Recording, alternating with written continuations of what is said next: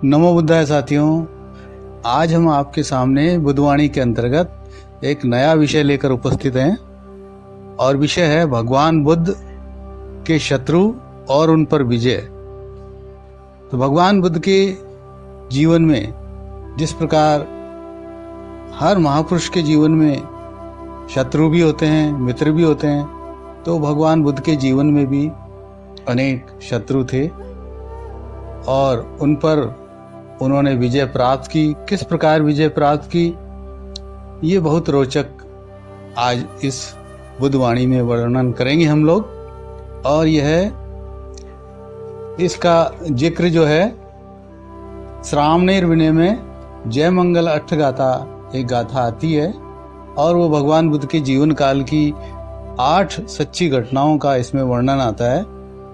और उसमें आप ये जानेंगे कि भगवान बुद्ध ने अपने शत्रुओं पर किन किन हथियारों से, किन किन वेपन से, किन किन तीर तलवारों भालों से उन्होंने विजय प्राप्त की। तो उनके आयुध क्या थे, उनके अस्त्र शस्त्र क्या थे, ये हम आपको बताएंगे। अब आपने भी भगवान बुद्ध की हजारों मूर्तियां देखी होंगी, भगवान के चित्र देखे होंगे, परंतु आप कहेंगे कि हमने तो उनके हाथ में या उनके पास कोई शस्त्र नहीं देखा। आप कैसी बात कर रहे हैं? परंतु यदि आप उनके सही मायने में जो शस्त्र अस्त्र थे, आयुध थे, जो हथियार थे, उनके बारे में जान जाएंगे तो आप भी एक सच्चे विजेता के रूप में अपने आप को बना सकेंगे। तो भगवान बुद्ध की जीवन काल की पहली एक सच्ची घटना थी और सच्ची घटना ये थी कि गजराज पर सवार ससज्जित जो रिद्धि से संपन्न मार सेना थी, जो मार था, वो भगवान बुद्ध का शत्रु वस्तुतः ये सबका ही शत्रु होता है मार।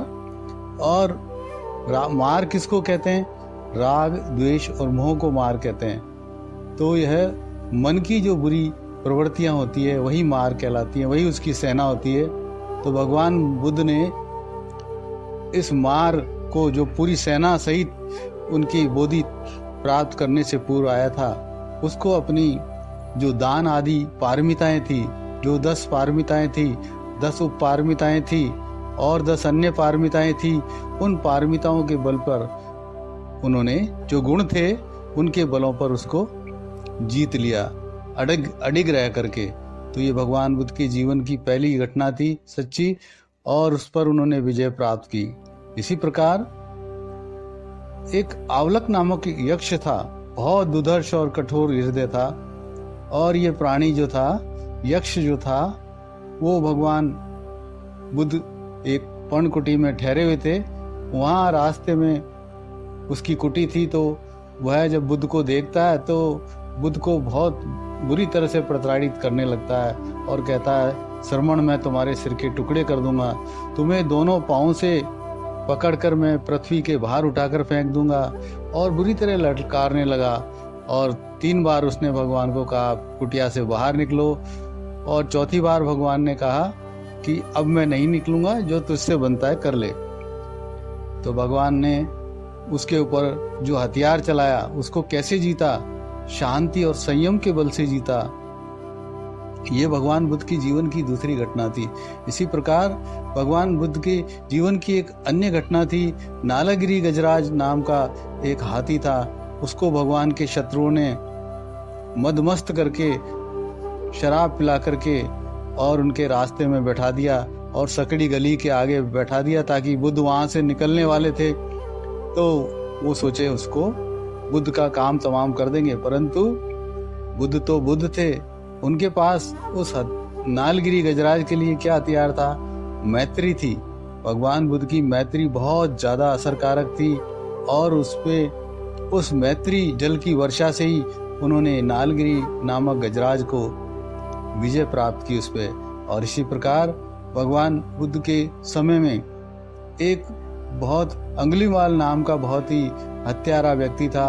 लोग उसको डाकू अंगुलीमाल भी कहते हैं, परंतु वो डाकू नहीं था, वह हत्याएं करता था और उनकी अंगुली पहनकर अपने गले में माला बनाकर पहनता था। किसी ने उसको दिग्भ्रमित करके और उसको हत्यारा बना दिया उसके गुरु ने।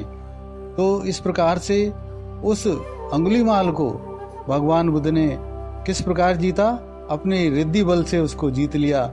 और ये भगवान बुद्ध के जीवन की चौथी घटना थी, सच्ची घटना थी। इसी प्रकार से एक चिंचा नाम की एक औरत थी जिसको भगवान बुद्ध के विरोधियों ने एक स्वांग भर के उसको तैयार करके भगवान बुद्ध की सभाओं में भेज करके उनको बदनाम करने की दृष्टि से उसको भेजा। तो उसने भगवान बुद्ध को राजा पसेन जी की सभा में बहुत अपशब्दों से उनको अपमानित करने का प्रयास किया, परंतु भगवान बुद्ध की शैली थी वो अपने शत्रुओं को अपने जो ये किस प्रकार जीतते थे, ये बहुत ही अलग तरह का उनका युद्ध होता था। तो भगवान ने बड़े मुस्कुरा करके उस भरी सभा में उस चिंचा को कहा कि भोली बेटी, मेरे मन की सच्चाई मैं जानता हूँ और तेरे मन की सच्चाई तू जानती है। तो वो जो भोली बेटी थी उसने सबके सामने सच्चाई उगल दी और जो उनका प्लान था दुश्मनों का वो फेल हो गया। तो भगवान बुद्ध ने उस चिंचा को किस प्रकार जीता, शांति और सौम्यता के बल पर जीत लिया, सौम्य रहकर जीत लिया। तो ये भगवान बुद्ध का एक बहुत बड़ा हथियार था। इसी प्रकार छठी घटना में बताया गया है कि सच्चक नाम का एक परिवारजक था, साधु था और भगवान बुद्ध से विवाद करना चाहता था और असत्य का पोषक था। वो असत्य को सत्य बना करके पेश करता था और बहुत अभिमानी था, वाद विवाद करने वाला था और अहंकार से बहुत परिपूर्ण था। तो उस सच्चक नामक साधु को या परिवारजक को भगवान बुद्ध ने उसका ज्ञान का दीपक जला करके जीता। तो ये भी भगवान बुद्ध की एक महान गुण था और भगवान बुद्ध के जीवन काल की छठी सत्य घटना थी। इसी प्रकार से एक नंदोपनंद नामक भुजंग था। भगवान एक साधुओं की कुटिया में ठहरे और वहां पर उन्होंने वो जगह बताई जहां पर एक सांप अधिकांश रहता था और उन्होंने सोचा कि ये बुद्ध की प्रसिद्धि बहुत चारों तरफ फैल रही है, इसको ये भुजंग यदि डस लेगा तो उनका काम तमाम हो जाएगा। और मोदगलायन भगवान बुद्ध के साथ थे। तो भगवान बुद्ध ने महामोदगलायन स्थविर जो उनके शिष्य थे उनकी रिद्धि शक्ति और उपदेश के बल से उसको भी दमित कर लिया, उसको भी जीत लिया। तो ये भगवान बुद्ध के जीवन की सातवीं सच्ची घटना थी। और इसी प्रकार के एक बहुत रिद्धि संपन्न बक ब्रह्मा यानी कि एक प्राणी था बहुत उच्च दर्जे का, जो ये समझता था कि सारी दुनिया को मैंने बनाया है और ये मैं ही चला रहा हूँ। तो उसको बहुत मिथ्या दृष्टि रूपी भयानक मिथ्या दृष्टि थी। तो उसको जो है भगवान बुद्ध ने ज्ञान रूपी औषधि से जीत कर और विजय प्राप्त की। इस प्रकार से हम सब भगवान बुद्ध की इन आयुध, इन हथियारों का प्रयोग करें और अपने जीवन में ये जो गुण बताए गए हैं, 8 गुण बताए गए हैं, इनको विकसित करके और अपने शत्रुओं को हम विजय प्राप्त करें उन पर। और इन सच्ची घटनाओं के प्रताप से आप सबका मंगल हो, आप सबका कल्याण हो, आप सदैव सुखी हो। साधु साधु साधु।